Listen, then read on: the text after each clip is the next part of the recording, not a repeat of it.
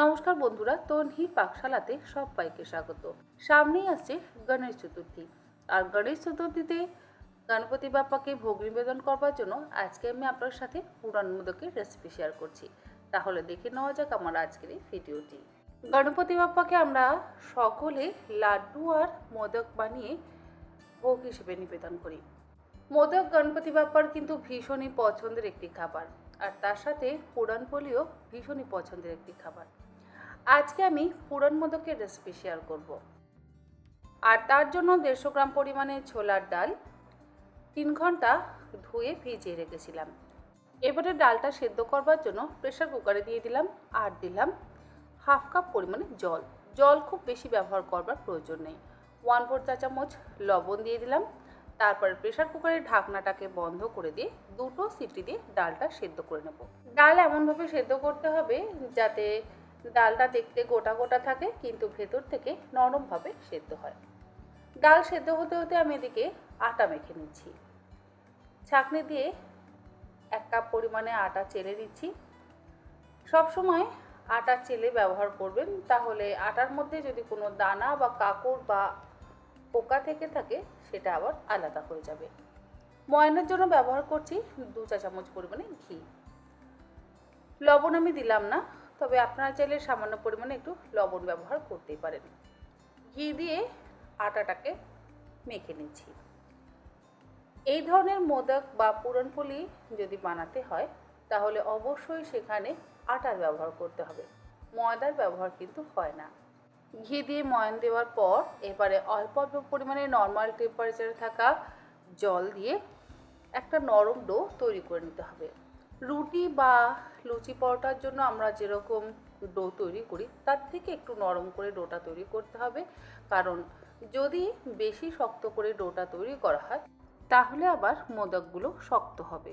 তাই একটু নরম করলে মোমোগুলো কিন্তু নরম হবে, খুব বেশি শক্ত হবে না। আটা মেখে নেওয়া হয়ে যাওয়ার পর ঢাকা দিয়ে 10 মিনিট রেখে দিচ্ছি। অপরদিকে চেক করে নিচ্ছি আমাদের ডালটা কেমন সেদ্ধ হয়েছে। দেখুন, ডালটা কিন্তু একদম সুসেদ্ধ হয়ে গেছে। ডালের এই জলটা এবারে ছেঁকে নিচ্ছি। ডাল সেদ্ধর এই জল দিয়ে পুরনপোলির সাথে খাওয়ার জন্য আমটি তৈরি করা হয়, তবে আজ যেহেতু মোদক বানাচ্ছি তাই আর আমটির রেসিপিটা শেয়ার করলাম না। পরে কোনো একদিন অবশ্যই আমটির রেসিপিটাও শেয়ার করব। ডালের এক্সট্রা জলটা ছাঁকনি দিয়ে ছেঁকে আলাদা করে নিয়ে সেদ্ধ করে নেওয়া ডালটা একটা থালার মধ্যে ঢেলে ভেজিটেবল ম্যাশারের সাহায্যে ভালো করে ম্যাশ করে নিচ্ছি। আর এই কাজটা বাটি বা গ্লাস দিয়েও কিন্তু করা যায়। আমি খুব ভালো করে ম্যাশ করে নিচ্ছি।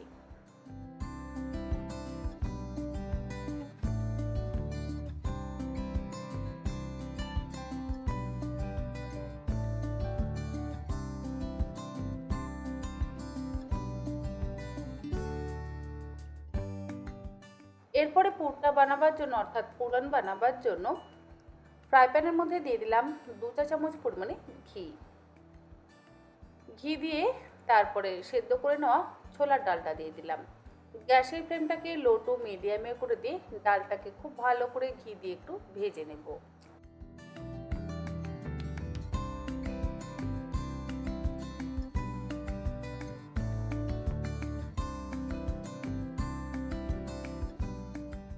মিনিট 3-4 সময় ধরে ঘি দিয়ে ডালটাকে ভেজে নেওয়ার পর এর মধ্যে দিয়ে দিলাম 1/3 কাপ পরিমাণে আখের গুড়।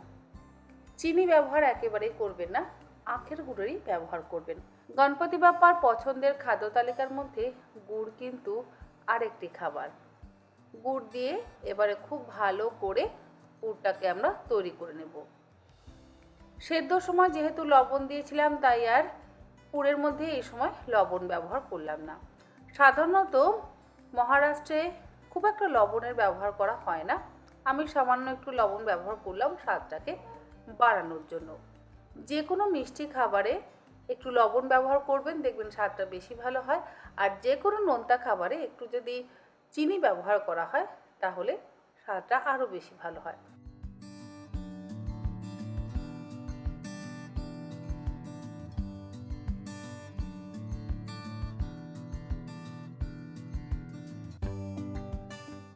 পুরাণের পুর কিন্তু আমাদের একদম তৈরি। গুড়টা দিয়ে খুব ভালো করে মিশিয়ে নেওয়া হয়ে যাওয়ার পর এর মধ্যে দেব জায়ফল গুঁড়ো। জায়ফল গুঁড়োটা কিন্তু অবশ্যই ব্যবহার করতে হবে, কারণ এই জায়ফল গুঁড়োতেই গন্ধটা আরও বেশি সুন্দর হয়। 1/4 চা চামচ পরিমাণে জায়ফল গুঁড়ো আমি এই পুরের মধ্যে দিয়ে ভালো করে মিশিয়ে নিলাম।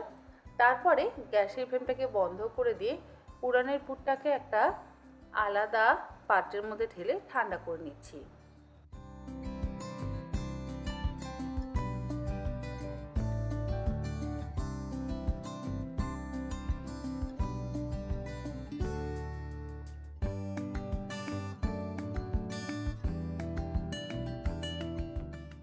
অপরদিকে মোদকের জন্য আটাটাও কিন্তু আমাদের সেট হয়ে গেছে। এর থেকে এবার লুচির সাইজে ছোট ছোট লেচি কেটে নিচ্ছি।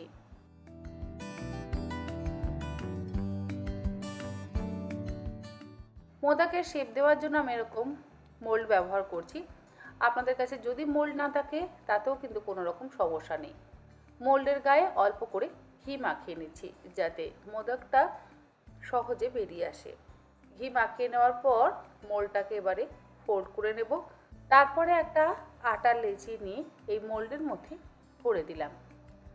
মোল্ডের মধ্যে ভরে দেওয়ার পর আঙুল দিয়ে গর্ত করে নিয়ে একটা জায়গা করতে হবে, আর সেই গর্তের মধ্যে আমরা পুরানের পুরটাকে ভরে দেব।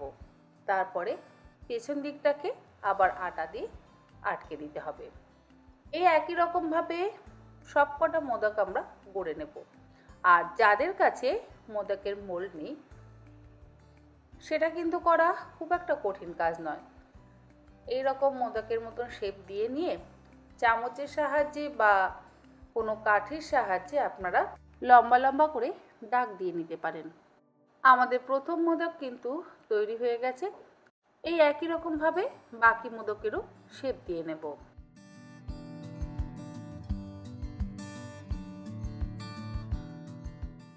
মোদকগুলো ফ্রাই করবার জন্য কড়াইতে দিয়ে দিচ্ছি বেশ কিছুটা পরিমাণে সাদা তেল।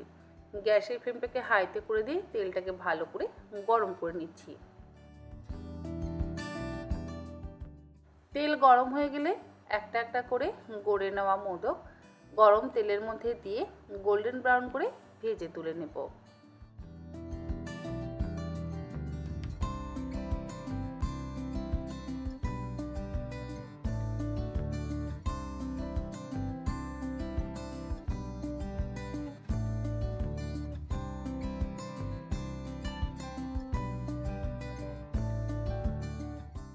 পুরান মোদক বা ফ্রাইড মোদক কিন্তু আমাদের তৈরি হয়ে গেছে। গোল্ডেন ব্রাউন করে ভাজা হয়ে যাওয়ার পর তুলে একটা প্লেটের মধ্যে রেখে দিচ্ছি। আশা করি আমার আজকের এই পুরান মোদকের রেসিপি আপনাদের ভালো লাগলে আপনারা অবশ্যই এরকমভাবে পুরান মোদক বাড়িতে বানিয়ে ধন্যকে ভোগ হিসেবে অবশ্যই নিবেদন করতে পারবেন। আজ তাহলে এই পর্যন্ত, আবার হাজির হয়ে যাব অন্যদিন অন্য কোনো রেসিপি নিয়ে। ভালো থাকবেন, সুস্থ থাকবেন। ধন্যবাদ।